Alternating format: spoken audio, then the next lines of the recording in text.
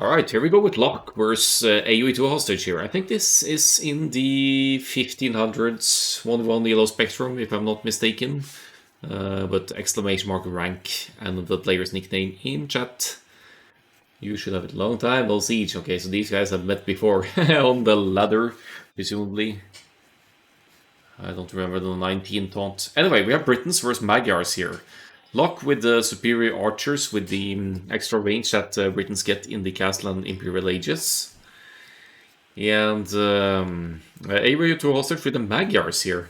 And, well, Magyars lots of options. Strong men-at-arms opening, strong scouts opening due to their getting forging and the melee attack upgrades instantly. But also if you get to mass cavalry archers as the Magyars, it's actually going to be, yeah, annoying for Britons to handle. And Magyars definitely with the mobility here. Britons more of the, basically the only thing they can go for here are the archers. Or most matchups, Britons will go for the archers. That's their true strength. So I'm expecting knights here, maybe for Aoe2hostage, because of the difficulty of massing the amount of cavalry archers needed for the Magyars to contest Britain's Arbalest numbers, because Arbalesters, especially Britons, once they outrange cavalry archers. Then again, the cavalry archers they benefit from bloodlines, husbandry, they have the mobility, and they have more hit points, almost twice the hit points of an archer when you have bloodlines. And I see a 4 on wood here. That's usually an indication that it's not going to be the scouts here, but probably some infantry style opening instead. And looking at the maps here and the gold spots, it's slightly better for Aoe2hostage. Back gold here, back berries. While Loch will have to be the aggressor here looking at the gold spots. This isn't too bad. You could wall the backside here and your main gold is fairly safe, but then the other two are very exposed, so long-term gold could become an issue for Loch here, depending on the development of the game.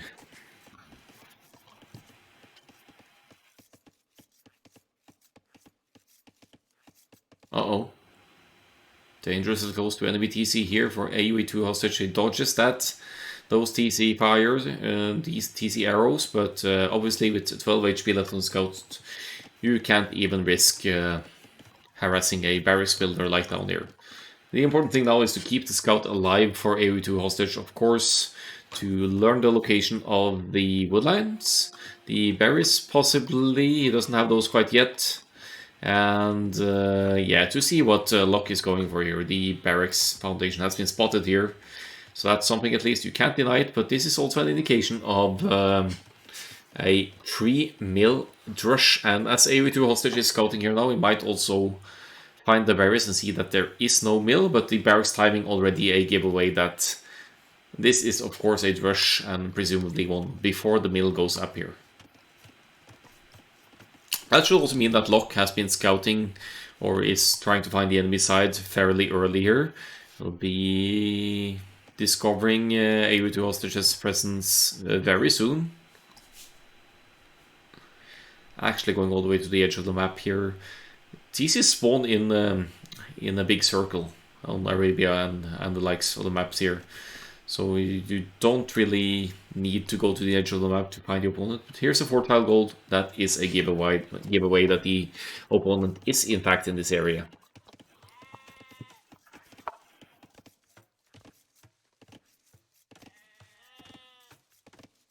Wait, now there's 3 on wood for Aoe2hostage. I'm not sure why that is the case. It's gathering gold as well. So I think Aoe2hostage is adapting to the circumstances here. Could be that men-at-arms was the plan all the way. Yeah, it's made those militia, right? So did actually gather more gold than strictly needed here, but that could be used to their advantage as well to pop out another militia if defense becomes difficult here. Nice quick gate, keeping the drush out here, and Loch also low HP on the scout, so their HP here is very similar here, except for Aoe2hostage with all 3 militia, aka Angry Housewives of my channel, with the hit points intact here. Good call on Loch to go to the hill here. But these are basically cancelling out each other, so neither player is going to be able to do any significant offensive damage here if played correctly. They're hesitant to engage Aoe2hostage now, trying to get the poke in at Loch Scout here.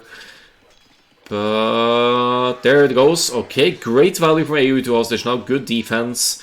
And it's going to clean up this Drush now with the help of the starting scout, possibly as well.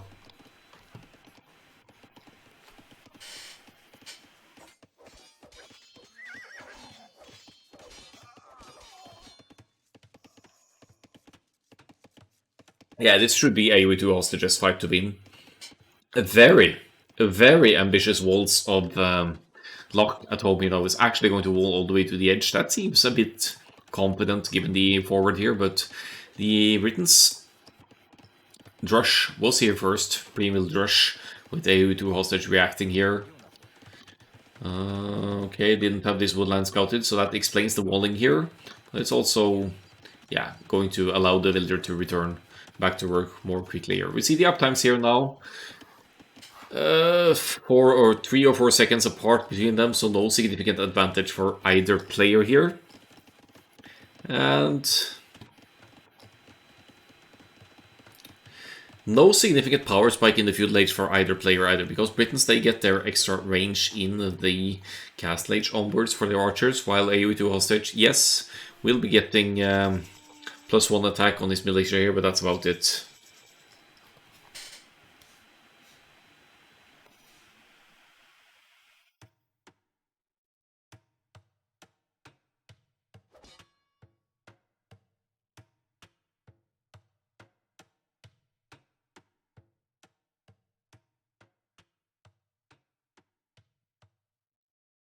I like how they're using their stray units to scout as well. Loch here with a very low HP militia, but as long as it doesn't run into the armies here,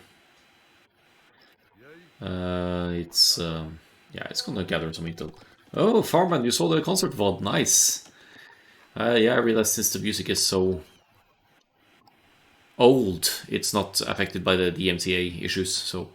Oh, rip. So I could leave it there for people to watch it. That's, yeah. That's what I really do for a living, is play the horn professionally. And now things are finally opening up after Corona, so... From August, I'll be working as a musician again. Freelance musician, that is. Uh-oh. Not looking good for the angry housewife already. Ah, wins against the wolf. Nice. And Loch's 2 HP militia has been cleaned up here as well. But look at these walls though. It's so greedy. I mean, Loch is going to get away with it. Is dropping this second range now. It's probably going to go castle age soon. Aoe2hostage investing. Well, they're both investing into feudal age armies, in fact.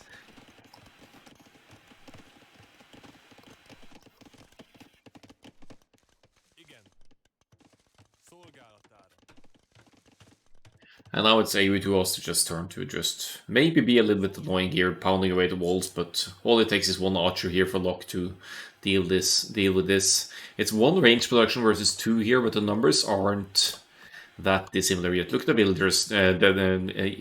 builders' numbers, dead even as well. Slightly more idle TC time for Loch, but that's just about it. The worker efficiency kind of comparable, and yeah. We'll see how it goes. Aoe2hostage sees the extensive walling here, and when I see walling like this, I'm immediately thinking mobility over archers actually. Well, you need some army, but for me, spread out the knights here in this very greedy walling, and you should have a fairly easy time breaking in. We see the double palisades on the left-hand side actually for Loch, so it's aware that a break-in might be attempted here at some point. For now, though, I think Aoe2hostage is playing this on the defensive side, going for some skirmishes as well now. And yeah, not overextending on the gold here. 5 on gold. 14 farms. Farm counts should be comparable here. And it's able to track the army movement here with that one militia as well, so that should be an indication that something's coming along this way. And there's, yeah, decent army numbers to deal with the Britons forward here as well. There's a backwood line, another backwood line to flee to here. Good kill by Loch here. First villager dead of the game here. I'd say just relocate and drop a lumber camp down south maybe. But here comes the defensive forces. Defense is in as well. That's something that Loch doesn't have, and Loch only with the archers here. Could be an issue here going into the archers and skirmishers mix here, even though Aoe2hostage is outnumbered here.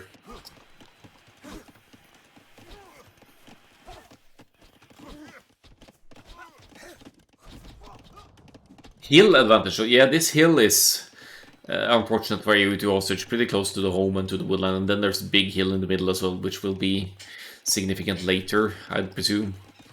Whoever has control over that should have a good vantage point for attack and defense.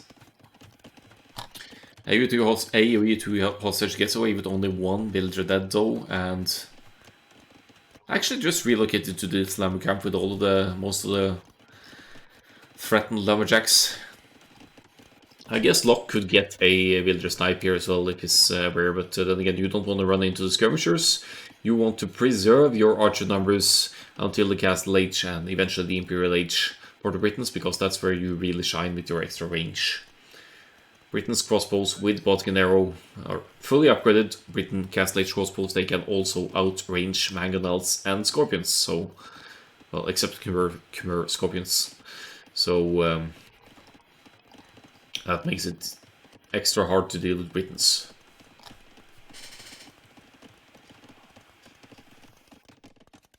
With the conventional defense against archers, that is.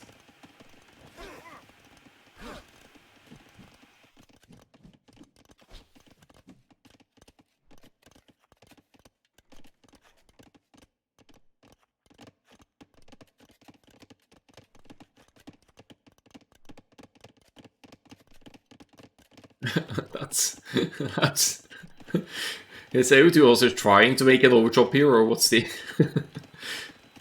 that looks scary. Could be another dead villager here. Lots of archers for Loch, and weak villagers. That's 2 down. 3 villagers down for Aoe2hostage. And Castle Age on the way for both players. Just a few seconds apart here. Again, very similar approaches here in terms of progressing through the ages. We do have 8 skirmishers and 2 rangers producing them as well, while Loch has army superiority here, 27 to 22. But obviously we'll need something extra against the skirmishers. You could abuse the minimum range of the skirmishers, but also dangerous. I think Loch is unnecessarily use losing numbers here. You could easily just pull back towards the hill and use that extra hill advantage. That's lots of archers down to Aoe2hostage skirmishers. Maybe Loch didn't expect armor to be in for those or something, but not a good fight at all for Loch. Castle Agers up for both of them. While Loch, of course, will be withdrawing the armies to get to the crossbows here. Aoe2hostage is actually able here to afford elite skirmisher and goes for that as well. Wood count, food count, gold hunt eco seems healthier for Aoe2hostage in fact, and we might also see a second TC, maybe even a third one quite soon here. Yeah, 3 TCs.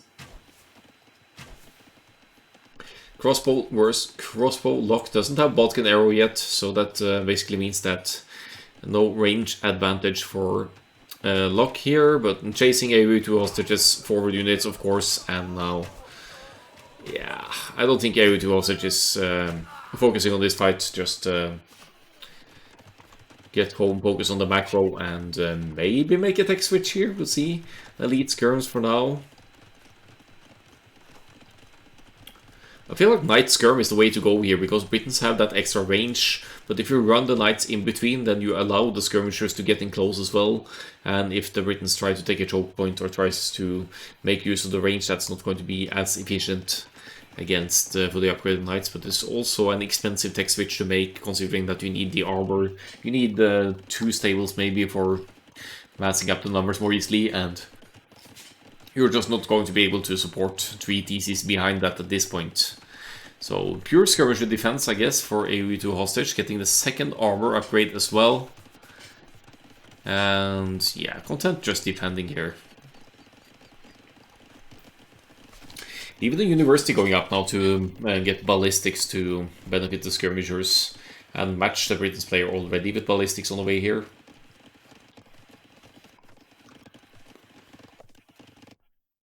I see that Aoe2hostage has all of the front side scouted here as well, except for this area, but you'd think that that might just be a woodline or something, but it's also walled over here, so doesn't make a difference. Both players aiming for the hill here now, but elite skirmishers on the hill against Britain's crossbows. That's not the fight that Loch wants to take, even with that extra range. Note that there's 5+3 range for the Britons, while 5+2 for the elite skirms. Yeah, some very extensive, ambitious walls from Loch here. Siege workshop now for Loch. I mean, it makes sense. Britain's cavalry, not not anything special. So wait, is he gonna let the skirmishers in here? Why? Why would let the skirmishers in? Are we just gonna count on siege defense here? That's a bit confusing, but there are TCs here protecting the economy. Skirmishers aren't exactly famous for their ability to snipe villagers. All it takes is just 1 or 2 lucky hits here for Loch, and Aoe2hostage gets cleaned up here, but he's pulling away. He's smelled what's going on here. He's seen the siege workshop, maybe. Yep, seen the siege workshop, and pulls the skirmishers away. Again, preserving the army numbers here nicely, as we can see the numbers. Eco numbers virtually identical here, 3 TCs for both players, and so are the army numbers.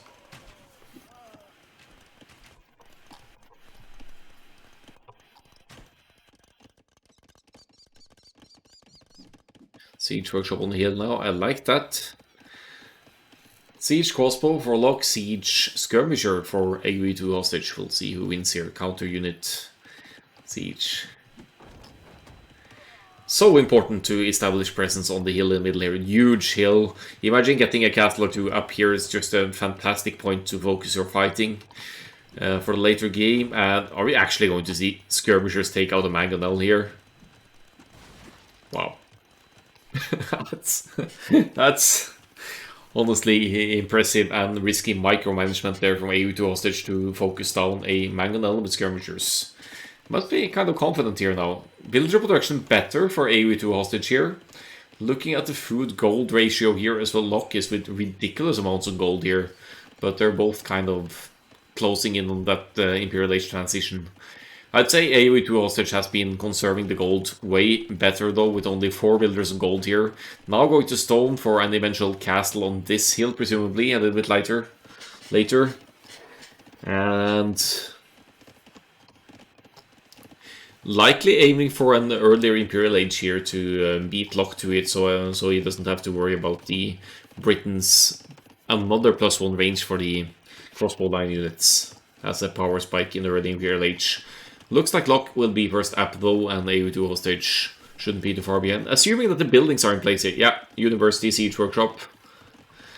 90 more food, and Loch should be up here any moment.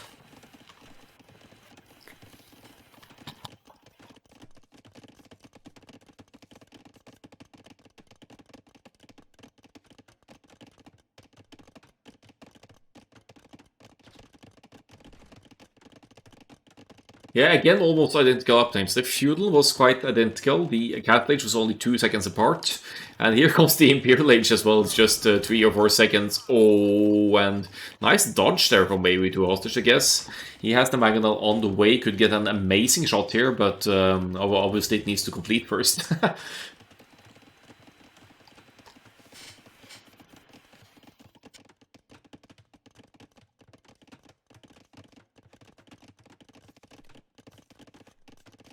So the danger here for Aoe2hostage is really that Britain's See the crossbows now, they have 5+3. Once Imperial Age kicks in, they'll have 5+4. And when they get Bracer, it's going to be a 5+5. But then again, Magyars in the Imperial Age could make a switch into Cavalier Paladin, or maybe just straight into Hussar and or Magyar Hussar, and you have amazing raiding potential against the less mobile Britons who don't have a tech switch prepared for Bull Pike or any such thing yet. They're both moving forward, respectively now with their armies to attack. No, well, here are the stables for Aoe2hostage, so we might see a cavalry switch here then.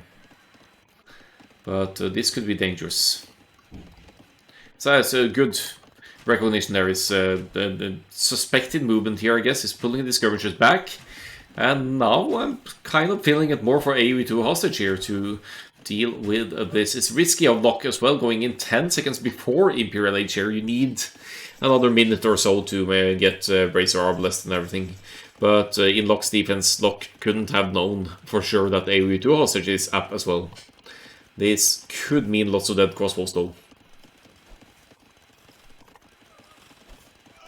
Wasting army here, I'd say, for Loch. It's gonna give back in terms of value, but they're so even in the villager department here. We have to deal massive damage with these crossbows for it to be worthwhile, and now they're being chased by the elite skirmishes here. The town centers are close enough for villagers to pull back, and yes, there are some losses here for sure for Aoe2hostage, but all in all, that's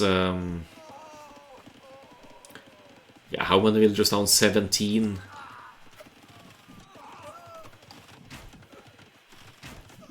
You can't really say that Loch didn't get any value here, but it's also losing the ball of crossbows before Arbalest here. Note that it's down to 13 now, right?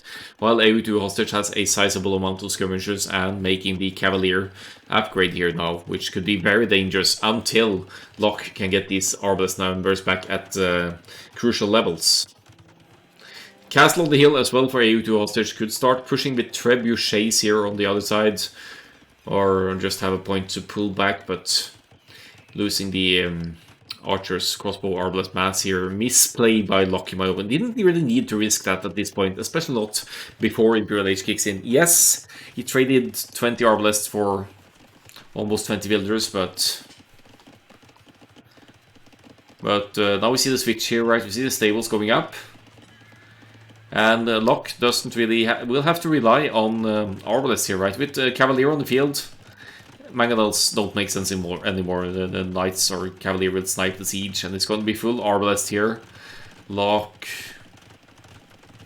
securing another gold here, so shouldn't have any trouble producing out of 4 or 5 ranges.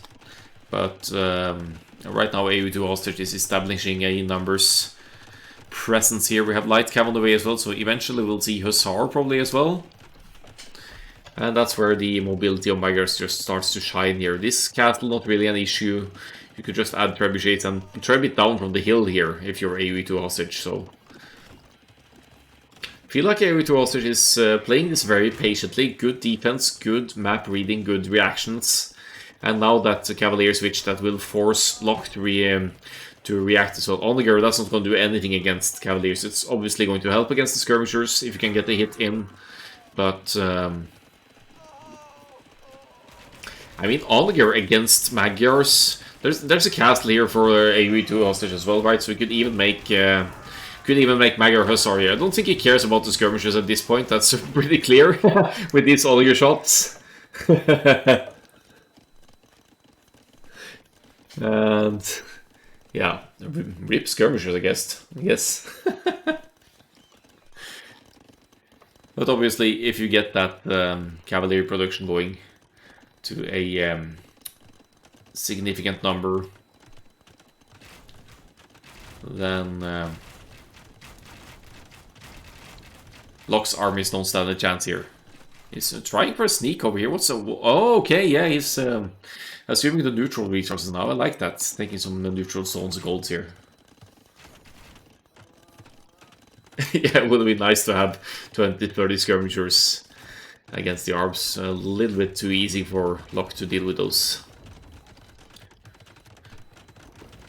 Yep, Definitely preparing for the defense against the cavalry matting of Aoe2hostage now, but this may arguably be happening a little bit late here for Loch, because he needs to get them mats, he needs to take pikemen and halberdier, and then, yeah, we'll see.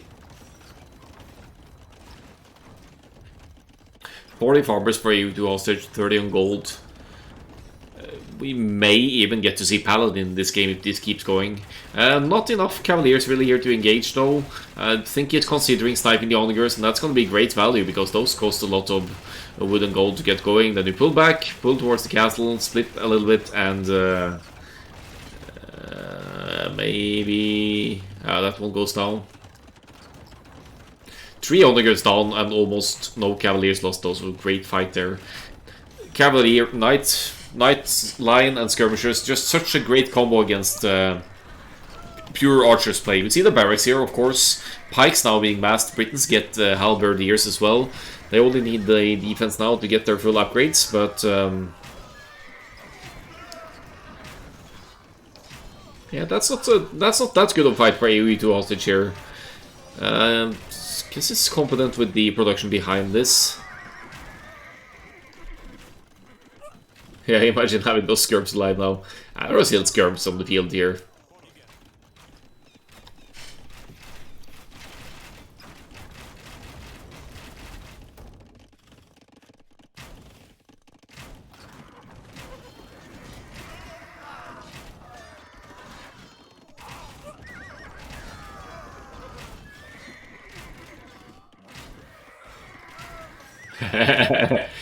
Farman wants to see the hussars. Yeah.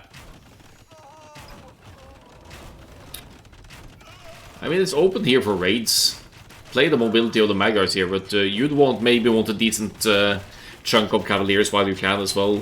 I'm not too happy with Aoe2hostage's masses on the hill though. Good on the shot uphill there, get some skirmishers, but well, keeping the Arbalest numbers down as well, obviously very important. Lock down to 13 now.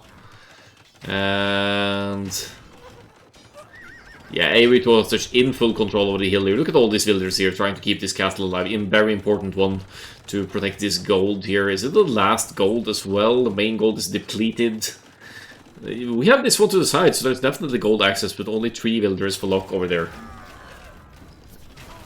52 military to 21 here now, and it's snowballing in Aoe2hostage's favor here now. Halberdiers, obviously a good call against the cavalry play, but then again there's quite a chunk of elite skirmishers here as well, and they have bonus damage against pikeman line units. Loch just struggling to get to the proper mass here now, will lose this castle. That could actually be close to the point of GG here, because then no defense left to defend home base here, and then Aoe2hostage can run into raid and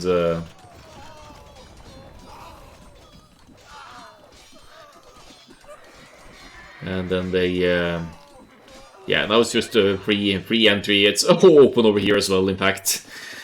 And all Aoe2hostage needs to do now is raid, but then Loch obviously realizes that this is over with, and yeah, we see the most created units here. Let's have a look at the statistics. GG, well played indeed. Yeah, but not spending resources, that happens on any level, Farman. You should have seen my warm-up game today if you didn't. I didn't play up to par myself either. I can't get used to big screen and real keyboard. I actually prefer gaming on my laptop for now. 182, 147, good defensive calls by Aoe2hostage, and assuming that very important hill in the middle, of course.